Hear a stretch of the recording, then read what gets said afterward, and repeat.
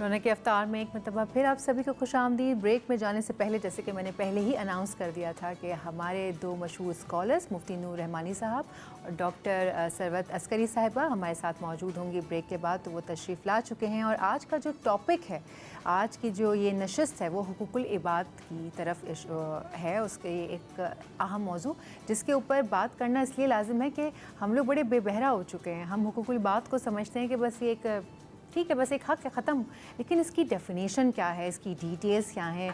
और मैं आपको ये भी बताते चलूँ कि बड़ी बहुत मशहूर बात है, ये रिवायतों से हमें मिलती है कि अल्लाह ताला अपने हुकूक माफ़ कर देगा, लेकिन हुकूकुल इबाद यानी कि अपने बंदों के हुकूक कभी माफ़ नहीं करेगा।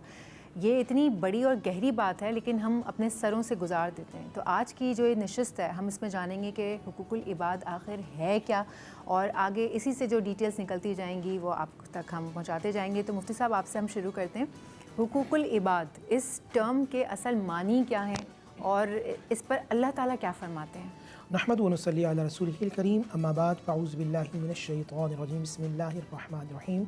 तमाम तारीफ़ें अल्लाह सुब्हानहु व तआला के लिए और दुरूद व सलाम हो अल्लाह के रसूल, हम सब के आका, हम सब के मौला, ताजदार मदीना हुज़ूर मोहम्मद मुस्तफ़ा सल्लल्लाहु अलैहि व आलिहि वसल्लम। हुकूकुल इबाद किसे कहते हैं, क्या टर्म है?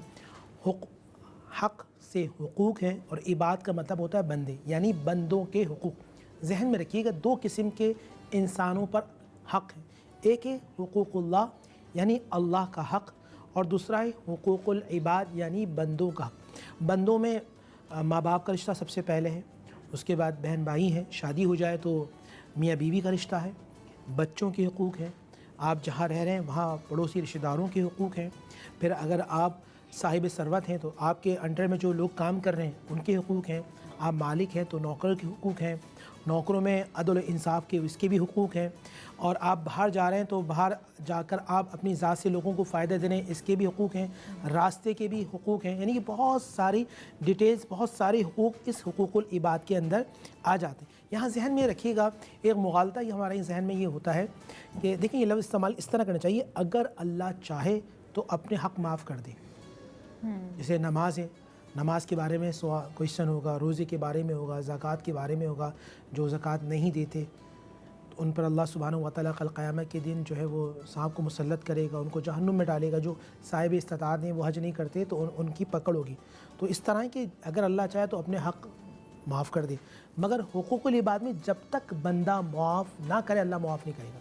यहाँ एक जहन में रखिएगा, कभी किसी से कोई गलती हो जाए तो हम माफ़ नहीं करते। दो बहुत अच्छे जो ड्राइवर हों उनसे भी गाड़ी लग जाती है। जो बहुत अच्छे, मैं अपनी बहनों से बात करूंगा, अगर आप अच्छे बर्तन धोने वाली हैं, बर्तन धोते होते भी गिर जाती हैं, टकरा जाते हैं, तो कभी कभी गलती हो जाती है। लेकिन ये होता है गलती सामने वाले से हो जाए तो हम दिल में रख लेते हैं, और जब दिल में रख लेते हैं तो वो दिल में हम उसके लिए बुराई चाहते हैं, और जब दिल में बुराई चाहते हैं तो फिर अल्लाह सुब्हानहु व तआला की रहमत और फिर अल्लाह ताला हमसे दूर हो जाता है।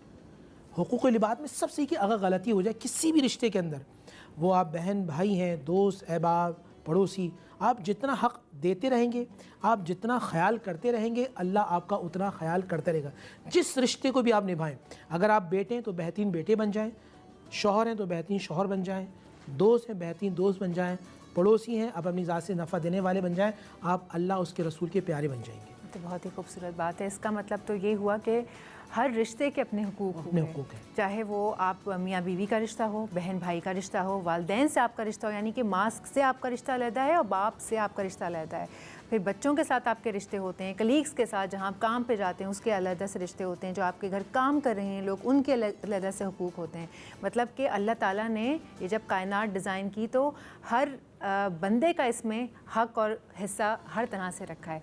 आपा हम शुरू करते हैं अगर हुकूकुल इबाद के हुकूक से, तो सबसे पहले हम माँ बाप का दर्जा आ जाता है कि माँ के हुकूकुल इबाद और फिर बाप के साथ। तो आप ज़रा इस पर रोशनी डालिए कि क्या हुकूक हैं। बिस्मिल्लाहिर्रहमानिर्रहीम, अस्सलामु अलैकुम।